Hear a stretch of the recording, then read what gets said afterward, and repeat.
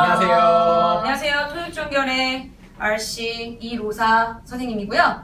이분은 토익종결의 파트 7을 맡으실 김호환 선생님이시고, 이분은 LC를 담당하실 이선원 허니쌤이에요. 여러분 반갑습니다.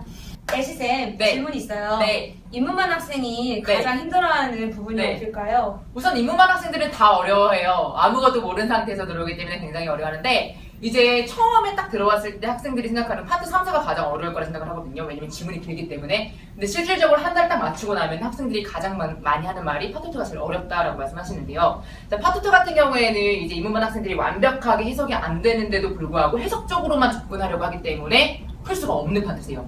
파트 2 같은 경우에는 가장 중요한 게 뭐냐면 질문의 초반에 단어 4개 말을 무조건 들으려고 노력을 해주셔야 돼요. 초반에 단어 4개에서 의도 결정 나고 주어 결정 나고 시제가 결정이 나거든요. 여러분 그것만 들으셔도 충분히 푸실 수가 있으세요. 그리고 또 중요한 포인트가 뭐냐면 보기가 3개 나오는데 보기 3개 중에서 정답이 딱 하나잖아요. 여러분 그 정답을 들으려고 하시면 절대 안 되고 오답을 쳐내고 확률적으로 답이 될 만한 거를 답으로 골라주시는 게 포인트라고 보시면 될 것 같습니다. 그렇구나. 네. 인문반 학생들은요, 처음에 네. 막 이렇게 하다 보면은 막 집중이 안 돼가지고 막 다른 인문반. 생각을 막 하잖아요. 네, 맞아요. 그러면 어떻게 해야 돼? 갑자기 막 떡볶이 먹고 싶으면 하지. 맞아. 근데 학생들이 많이들 물어봐요. 집중력이 점점 떨어지는 것 같아. 어떻게 하냐라고 물어보는데, 그럴 때 제가 항상 해주는 말이 평소에 정해진 문제보다 3-4배를 좀 더 많이 풀어보라라고 얘기를 하거든요. 그 말이 뭐냐면, 이제 파트 2 같은 경우는 25문제잖아요. 근데 집에서 훈련할 때 80문제, 100문제 이렇게 몰아서 푸는 연습을 하는 거예요. 그러면 실질적으로 시험을 볼 때에는 굉장히 좀 짧게 느껴지게 되겠죠. 그죠? 그런 확실히 식으로. 트레이닝이 되는 그런 식으로 하면 될 것 같아요. 그렇구나. 저희도 처음 알았어요. 저 내신은 잘 안 해가지고 평소에 맨날 이것만 해. 파트 7을 너무 힘들어하는 학생이 많잖아요. 이제 파트 7이 점점 어려워지는데 파트 7을 잘하려면 어떻게 해야 될까요? 팝세븐 같은 경우는 특히나 이제 인문반하고 중급반 정도의 학생들을 대상으로 말씀드리면요. 그러니까 잘하는 분들은 뭐 딴 생각하다가 시간이 좀 더 부족해가지고 틀리는 경우가 있지만 독해가 안 돼가지고 틀리는 경우는 없단 그쵸. 말이에요. 근데 못하는 분들은 이제 좀 문장이 길어지면 뭐 예를 들어서 지문이 조금 패닉이야. 길어지면 완전 이거를 내가 어떻게 하지? 맞아요. 그것 때문에 땀이 막 비오듯이 나오고 이러니까 갑자기 긴장돼. 그럼 트라우마를 없애는 게 중요한데 좀 진정하시고요. 자, 그걸 잘하려면은 어떻게 해야 되냐면, 자, 일단은 기본이 돼 있어야 돼요.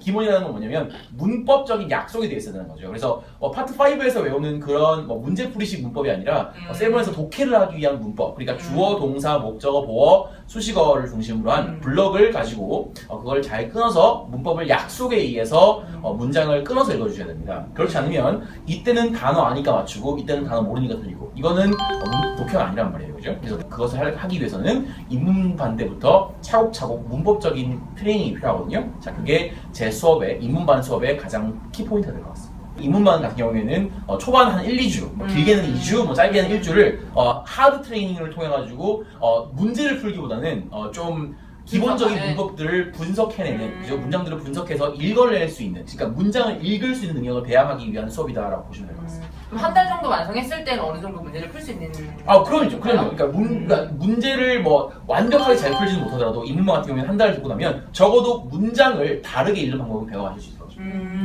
그렇구나. 자, 그러면 이제 로사쌤. 흥분하시는 분 좀 가라앉히시고요. 자, 로사쌤께 질문 하나 드릴게요. 그러면 세븐 같은 경우에는 문법을 가지고 이제 문장을 읽어내는 게 중요한 건데, 5, 6 같은 경우에는 사실상 시간을 빨리빨리 단축시키는 게 되게 중요하잖아요. 그렇죠? 자, 그러면 아이들이 가장 궁금해하는 건 뭐냐면, 그럼 빨리 풀기 위해서 가장 중요한 한 가지가 있다면? 제가 이제 12년 정도 수업을 했어요. 여러분 아시겠지만, 근데 딱 어휘를 봤을 때, 예를 들어서 수능을 봤을 때요, 지문 딱 있어요. 그럼 어휘를 아는 애가 95%짜리 어휘를 알아요. 95%를 알면은 걔가 속도 푸는 게 어휘를 반만 알고 있는 애보다 몇 배가 빠른 줄 아세요, 여러분? 거의 20배가 빠르대요. 그러니까 진짜 빨리 푼대요. 어휘가 엄청나게 무서운 거예요. 그러니까 어휘가 왜 그러냐면 넘어가는 게 문제가 아니라 어휘가 막히잖아요. 그럼 생각을 해요. 그래서 시간이 걸려요, 그만큼. 뭐지? 이러다가 넘어가서 가장 저희가 중요시 여기는 건 일단 첫 번째는 어휘고요. LC쌤도 그렇고, 어떤 오해쌤도 그렇고, 다 어휘를 저희 세퍼레이트 시켜서 시킬 거고, 어휘를 정립식으로 시킬 거예요. 하루에 한 과, 그럼 그 다음날 2과가 아니라 1, 2, 1, 2, 3, 1, 2, 3, 4, 1, 2, 3, 4, 5에서 점점 확대되는 식으로 가르칠 건데 그 이유는 뭐냐면 어차피 외워야 되는 거고요. 그 외운 게 나중에 다 LC에도 나오고 그 다음에 팟셉에서도 나오고 다 나오는 거거든요. 단어가 연결되어 있는 서큘러라서 꼭 여러분들이 어휘 암기는 좀 중점적으로 하셔야 될 거예요. 그리고 중요한 거 어법은 사실 걱정 안 해도 돼요. 어법은 토익은 딱 정해져 있어요. 18개 어법을 빠지지만 말고 제대로 나와서 결석하지 마세요, 여러분. 열심히 나와서 들으시면 어법은 거의 틀리지 않고요. 잠 깨세요 지금. 잠 깨야 돼. 그래서 저희가 정신력은 완전히 완벽하게 깨드릴게 할 거예요. 그래서 어휘 완벽하게 암기하고 어법 제대로 하고 그리고 파7 그다음에 LC. 그래서 거의 완벽한 콜라보가 될 거라고 제가 자부할 수 있습니다, 여러분. 그래서 완벽하게 나는 확실하게 해서 딱 900 넣고 싶다. 그러면 무조건 저희랑 같이 하시면 되고, 아, 나 인문인데 어떻게 나 못할 것 같은데? 인문도 문제 없어요. 인문도 800, 900 순식간에 넘어요. 열심히 하면은. 다 자기 하기 나름이거든요. 그래서 열심히만 하시면 됩니다, 여러분. 정신력만 갖고 오십시오. 자, 여러분 뭐 하실 얘기 있으신가요? 뭐 다 하셨어. 화장실에 가셨네요. 그래서 일단 가셔야 되니까 보내드릴 분 보내드리고요. 아무튼 여러분들도 화장실 가실 분 가시고요. 아무튼 화장실 갔다 오셔가지고 어디로 간다? YBM 종로, YBM 종로 오셔갖고요. 토익 종결과 함께 물어봐. 데스크 가고 토익 종결주세요. 안 받았네요. 토익 종결주세요. 이게 필요 없는데. 여러분, 시험장이 아니죠? 강의실에서 봐요, 여러분. 안녕.